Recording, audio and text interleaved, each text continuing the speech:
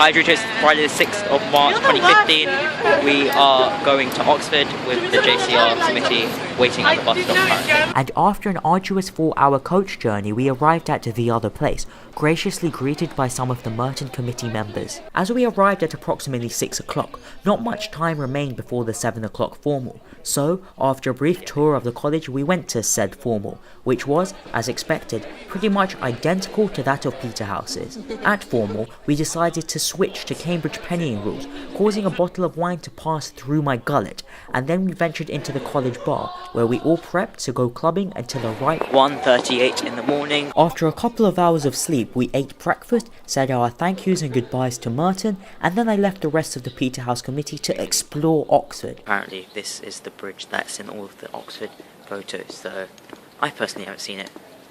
It's equivalent of the King's Chapel, I guess. I then met up with Jadip, an old school friend of mine, who showed me around his college. Got a Dorito visiting me today from Cambridge, the other place, Teddy Hall. Pretty old place. Bit of an architectural hodgepodge here, actually. That you see in the background there is the accommodation, and it's, brutalist 60s architecture. The chapel is, like 14th century. This is our front quad accommodation rooms, bar over there.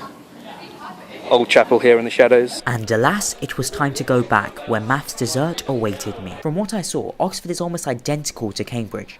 We may have an 800-year-old rivalry, competing against each other at almost everything, such as a televised varsity boat race, though we are basically the same, like siblings arguing over who is best. We are often clumped together and portrayed as posh twats, which is regrettably somewhat true, with a high percentage of privately educated students. Though, when I look at my Oxbridge friends, whether that be from school or university, I can honestly say that I see greatness in more than the academic sense. For example, Devanch, who, the morning after I arrived back, cut off all his hair to raise £1,000 for charity. I'm truly grateful for such a privilege. See you in the near future, Dorito.